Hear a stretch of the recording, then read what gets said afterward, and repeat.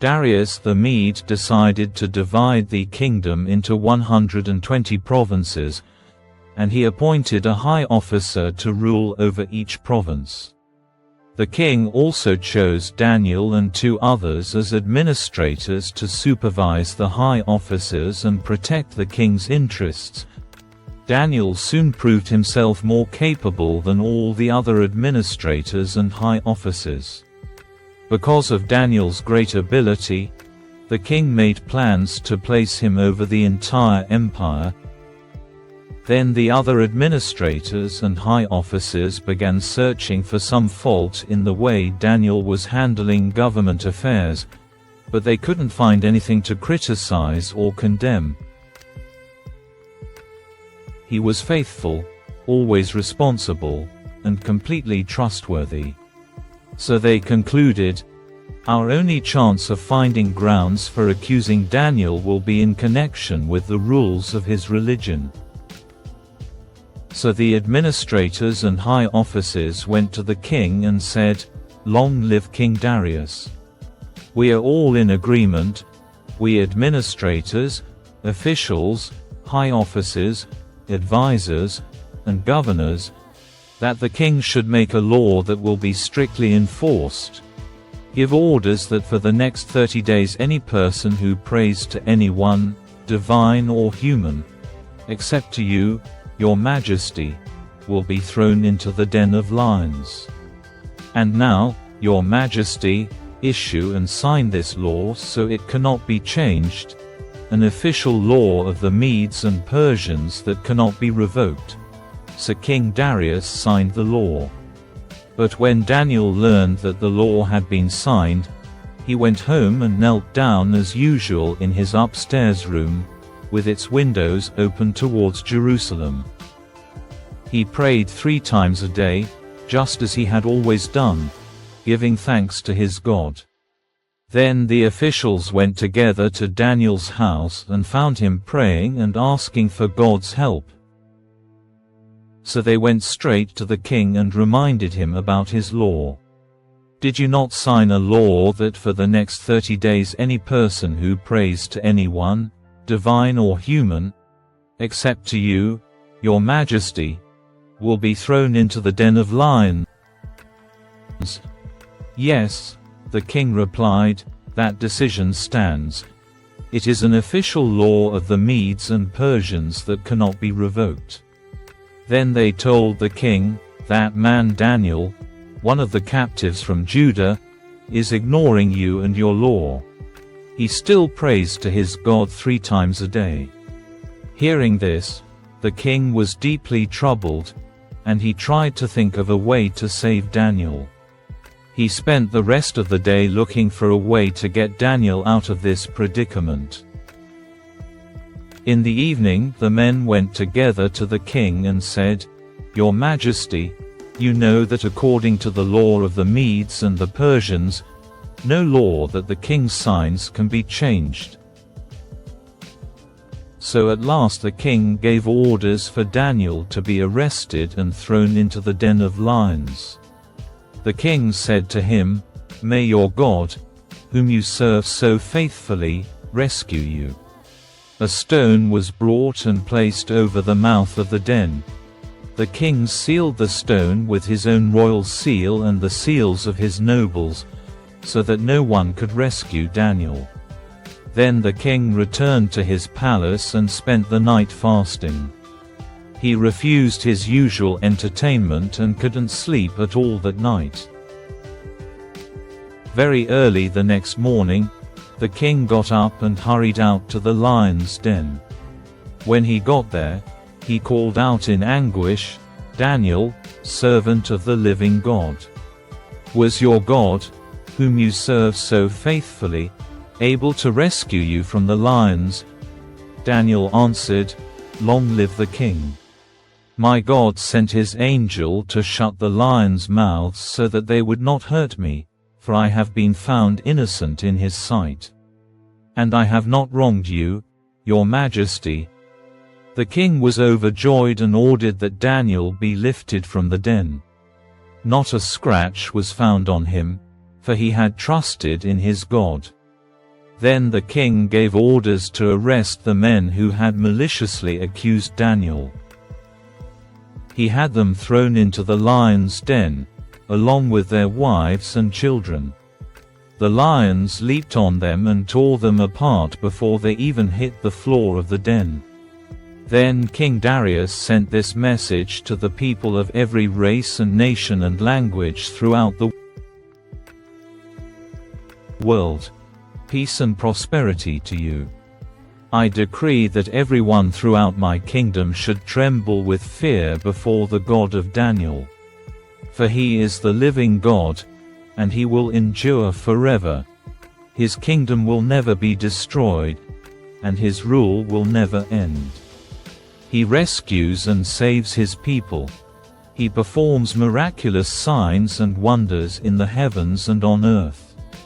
He has rescued Daniel from the power of the lions. So Daniel prospered during the reign of Darius and the reign of Cyrus the Persian. Earlier, during the first year of King Belshazzar's reign in Babylon, Daniel had a dream and saw visions as he lay in his bed. He wrote down the dream, and this is what he saw. In my vision that night, I, Daniel, saw a great storm churning the surface of a great sea, with strong winds blowing from every direction. Then 4 huge beasts came up out of the water, each different from the others. The first beast was like a lion with eagle's wings. As I watched, its wings were pulled off, and it was left standing with its 2 hind feet on the ground, like a human being. And it was given a human mind. Then I saw a second beast, and it looked like a bear. It was rearing up on one side, and it had 3 ribs in its mouth between its teeth. And I heard a voice saying to it, "Get up, devour the flesh of many people." Then the third of these strange beasts appeared, and it looked like a leopard. It had 4 birds' wings on its back, and it had 4 heads. Great authority was given to this beast. Then in my vision that night, I saw a 4th beast, terrifying, dreadful, and very strong. It devoured and crushed its victims with huge iron teeth and trampled their remains beneath its feet. It was different from any of the other beasts, and it had 10 horns. As I was looking at the horns, suddenly another small horn appeared among them. 3 of the first horns were torn out by the roots to make room for it. This little horn had eyes like human eyes and a mouth that was boasting arrogantly. I watched as thrones were put in place and the Ancient One sat down to judge. His clothing was as white as snow, his hair like purest wool. He sat on a fiery throne with wheels of blazing fire, and a river of fire was pouring out, flowing from his presence. Millions of angels ministered to him. Many millions stood to attend him. Then the court began its session, and the books were opened. I continued to watch because I could hear the little horn's boastful speech. I kept watching until the 4th beast was killed and its body was destroyed by fire. The other 3 beasts had their authority taken from them, but they were allowed to live a while longer. As my vision continued that night, I saw someone like a son of man coming with the clouds of heaven. He approached the Ancient One and was led into his presence. He was given authority, honor, and sovereignty over all the nations of the world, so that people of every race and nation and language would obey him. His rule is eternal. It will never end. His kingdom will never be destroyed. I, Daniel, was troubled by all I had seen, and my visions terrified me. So I approached one of those standing beside the throne and asked him what it all meant. He explained it to me like this. These 4 huge beasts represent 4 kingdoms that will arise from the earth. But in the end, the holy people of the Most High will be given the kingdom, and they will rule forever and ever. Then I wanted to know the true meaning of the 4th beast, the one so different from the others and so terrifying. It had devoured and crushed its victims with iron teeth and bronze claws, trampling their remains beneath its feet. I also asked about the 10 horns on the 4th beast's head and the little horn that came up afterwards and destroyed 3 of the other horns. This horn had seemed greater than the others, and it had human eyes and a mouth that was boasting arrogantly.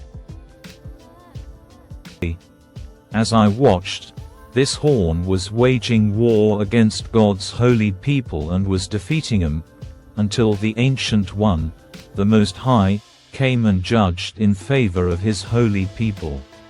Then the time arrived for the holy people to take over the kingdom. Then he said to me, "This 4th beast is the 4th world power that will rule the earth.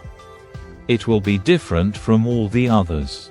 It will devour the whole world, trampling and crushing everything in its path. Its 10 horns are 10 kings who will rule that empire.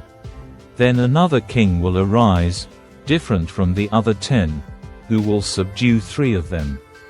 He will defy the Most High and oppress the holy people of the Most High.